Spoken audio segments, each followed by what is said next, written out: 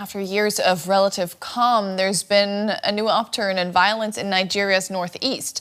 Estimates suggest more people were killed in the first half of this year than last year.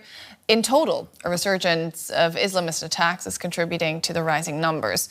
DW's Fanny Fashar and her team traveled to Borno State, where the armed Islamist group Boko Haram and an Islamic State splinter group are ramping up their attacks. We are in Borno State, in the heartland of an insurgency primarily driven by the militant Islamist group Boko Haram and its rival faction, the Islamic State's West Africa province, or ISWAP. Ali, not his real name, says he was a commander in ISWAP for almost a decade. 2 years ago, he left the Islamist group in an amnesty deal offered by the Nigerian government to reintegrate militants into society. But now he says he's ready to take up arms again. The government promised us jobs. That was the agreement. I don't have anything. No food, no job. When we go back, we are going to attack. Fight a war so we can eat and feed our families. Ali is from Maiduguri, Borno's capital city in Nigeria's northeast. After a few years of relative calm in the region, there has been a renewed spate of attacks. Our husbands were killed because of attacks. Children are growing up without their parents. We are scared of a resurgence of attacks. At least 12 people were killed and many injured in June outside of Maiduguri. A suspected female suicide bomber detonated her explosives at a market. All indications point to either Boko Haram or ISWAP as being behind the attack. While no group claimed responsibility for this bombing, there's been a wave of recent Islamist attacks in Nigeria's northeast, especially here in Borno State, including attacks on military outposts and civilians. Modu Omate survived a roadside bomb a few months ago on the way to his farmland. He lost one of his legs in the explosion. I'm scared. 8 people were killed that day. The military is not doing enough. Everyone was relaxed because it had been peaceful, but that was negligence. The military wasn't pursuing the militants. That's why they're strong again. Nigeria's military has been stretched thin, confronted with multiple flashpoints across the country, and reintegration projects like the one here are important. But Borno State Commissioner admits that the program is not perfect. Reintegration is working. It's work in progress. It's not everything that former insurgents wants that will be given to them. We have the victims to deal with. If we over-resource the insurgents, the victims will say, okay, what about us? But experts warn, tackling terrorism won't work without addressing poverty and unemployment. If we are not taken care of, if the government doesn't deliver, the attacks will escalate. It will not end. Ali claims he doesn't believe in ISWAP's ideology anymore, but he's still planning to rejoin the terrorist group. Many, he says, who surrendered with him are ready to follow suit. And I'm joined now from the Nigerian capital, Abuja, by Kabir Adamu. He's a security analyst and managing director of Beacon Consulting. Welcome, Kabir. What do you think is behind the recent surge in violence in northeastern Nigeria? Thank you and good evening. So there are several factors, some of them political, others economic, then the environmental issues, as well as gaps in the security deployment. And then, of course, developments in the Sahel region that are also impacting security in Nigeria. The borders are porous, and so whenever the insurgents and their membership, as well as their equipment, is brought into Nigeria, it helps increase the security challenges. There are also issues that have to do with increase in several deployments by the military, and so this has stretched the military team, just like your reporter mentioned in her report. Other factors have to do with the call by the global franchises. So IS, Islamic State, as well as Al-Qaeda, also from time to time make calls, and these calls are responded to by their local affiliates in Nigeria. So it's a combination of these economic, political, social, and environmental factors that have led to the resurgence. Before we continue, I'd like to know from you if those two groups that we're talking about, ISWAP and Boko Haram, are they acting independently or are they coordinating their attacks in a way? So they're acting independently and they are actually rivals. So we've seen fratricidal attacks where either side attacked the other. And if you recall, it was ISWAP that killed the infamous commander of what everybody refers to as Boko Haram, that's the Jamaatul Ahli Sunnah lil Zawat wal Jihad, otherwise known as Shekau. So that fratricidal attacks has been ongoing, and it's part of the reason why we saw a lull in their attacks last year and in 2023. The government had adopted an approach of de-radicalization and reintegration of militants. Has that failed? So there hasn't been an independent evaluation of the entire process. It's called Operation Safe Corridor. The initial intention was for it not to be managed by the military. Unfortunately, it's now being managed almost completely by the military, even though there are involvement of the academia, religious clerics, but there hasn't been any independent evaluation. So it would be really difficult, and I think it would be unfair to reach that conclusion that it has failed.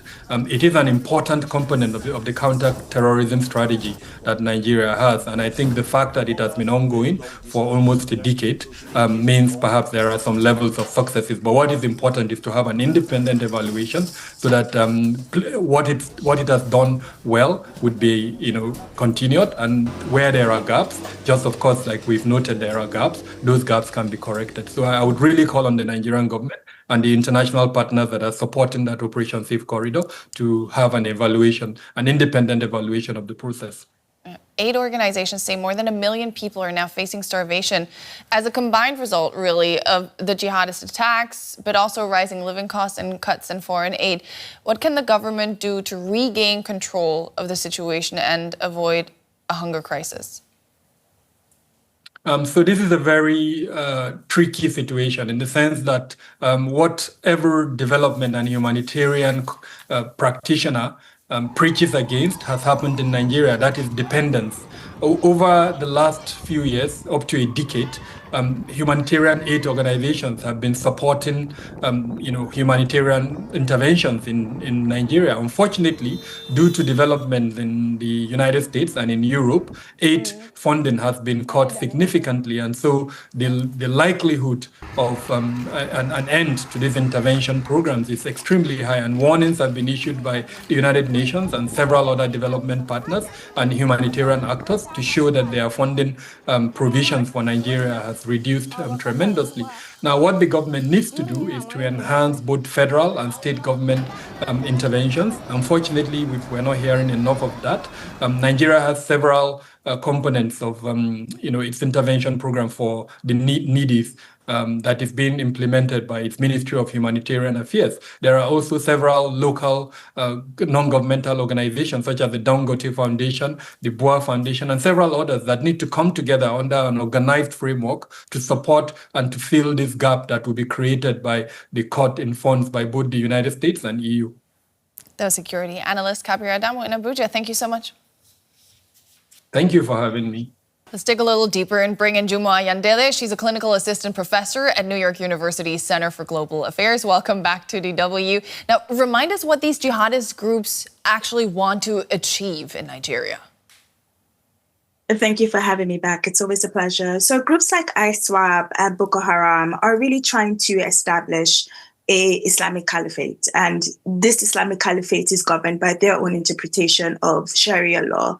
But this isn't just an ideology. They're trying to also control territory, people, economic resources, particularly in undergoverned areas in spaces like the Lake Chad Basin. So the agenda is both political and strategic, which is to replace the authority of many states within this region.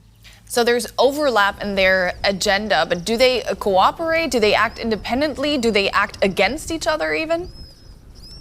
Yes, all of it. It's a very complex and very nuanced situation. So, on the one hand, we have seen a growing level of coordination, especially when we see Islamic linked groups or Al Qaeda linked groups when they cooperate and share strategies with one another. But there has also been a lot of infighting between, the Islamic State affiliated groups as well as Al Qaeda affiliated groups within the territory.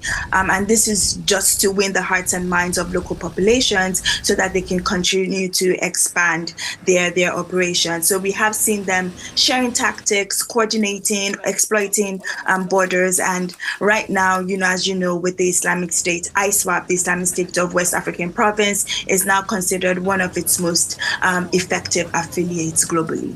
What do you think is behind the surge in violence we're seeing in Nigeria right now? That's a very good and nuanced question. For the most part, it's the tactical evolution. We have heard from reports on the ground that groups such as ISWAP, the Islamic State of West African Province, have been able to, deploy night attacks against military posts. We've seen their use of drones. We've seen better coordination, and we've seen increased clashes between this group as well as military forces and joint task forces with the MNJTF, the regional force, as well as the civilian joint task force. So we've seen fatalities, we've seen events going up more, and we've seen that these attacks are very, very lethal. And as your correspondent has said, programs like Operation Safe Corridor, while well-intentioned, have really struggled with trust, transparency, and the long-term reintegration of some of these ex-Boko Haram fighters, and the ability of, the government to also appease victims that were attacked by Boko Haram. What would you say have been the biggest mistakes in tackling the insurgency? I would say definitely two key missteps. So, with the Nigerian government and with what's going on in the North East, there has been an over-reliance on kinetic force, on traditional ways of thinking about war. And this is not to say that that isn't necessary, but there's a need for us to do security and development side by side, not security first and then development after. So without parallel political and economic interventions, when we see the military being deployed, I would say that has been one of the key missteps, especially in the Northeast. And I would say the second one has been the premature return of displaced persons. I know that is one way the government has shown that reintegration efforts are working, but when you return displaced people prematurely, especially to insecure areas where there isn't necessarily any military presence, that has really exposed them to renewed attacks by some of these jihadist groups. What does this rise in violence mean for the lives of everyday Nigerians? It definitely deepens insecurity, and we are going to see an increased humanitarian need in the region. We continue to see communities displaced again and again.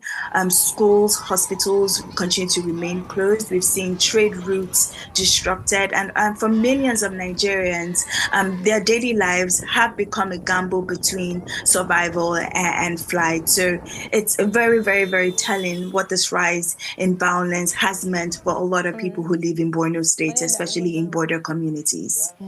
How well equipped is the security apparatus to deal with all of this? Yes, the Nigerian security force is stretched thin. As your correspondent had rightly said, Nigeria is facing multiple threats on different fronts. So from terrorism in the Northeast to banditry in the Northwest to piracy to kidnapping. And we've seen that this limited resources and a lot of bureaucratic delays have really hampered the coordination that is needed. So the system as we know it is strained and very reactive versus proactive, and the proactiveness is what is needed if we're going to win this war against terrorism. There's Juma Ayandele, Clinical Assistant Professor at New York University Center for Global Affairs. Thank you so much. It was great to have you on the show again. Thank you. And for more on this, I'm now joined by Oge Okonkwo. He's a researcher at the Department of History at the University of Ghana and specializes in conflict resolution in African separatist movements. He joins us from Lagos today. Oge, thanks for joining us. How much of this renewed violence is driven by economic desperation rather than ideology? Thank you very much for this opportunity and the platform. To answer your question, the situation in the northeast part of Nigeria is, in short, like you rightly mentioned, driven by poverty, unemployment, and weak local governance. In short, the military's reliance on super camps has ceded areas like Mate and Lake Chad smuggling routes to the insurgents. Also, there has been a disconnect in coordination between the federal and state authorities. Moreover, the comeback is as a result of more sophisticated tactics, which include the use of drones and night attacks. And one, if you would allow me, a solution I would prefer would be that if the government has ignored this threat, hence the need for a more integrated political, economic security reforms. Now, Nigeria's approach to combat this violence are de-radicalization and reintegration. Do you think that's failing? Yes, because I would say partially yes, because the approach is basically from a conventional security approach or point of view, in that it is not human-centered. It is rather based on the preservation of Nigeria's territorial integrity and also Nigeria's sovereignty. So what Nigeria's military must do is to shift from their defensive super camp strategy to a proactive, intelligence-driven operation strategy, which include, aside the conventional weapons, which include combat drone technology, enhancing night vision capabilities, and rapid response tactics and intelligence. What the government needs to do is to address poverty and also tackle governance failures. If not, a second wave of terrorism could overwhelm an overstretched military. Isn't the military already overstretched, facing multiple crises at once? Exactly. In short, the situation is quite dire in that if you look at Nigeria today, you have the police and you have the military. Now, ideally, the military is responsible for warding off any attack by the Constitution, warding off any attack on the country's territorial integrity, right? But you have a situation because of how overstretched they are in numbers. A situation whereby internal security, which is meant to be manned by domestic security forces and apparatus like the police, you find them being handled by military commanders. For instance, you see checkpoints in the northeast, you see checkpoints in the southeast of Nigeria, you see checkpoints almost everywhere manned by the soldiers and the military. So that is how serious the situation is in terms of how overstretched the military service branches are. Oge Okonkwo, thank you very much for your insight into this matter.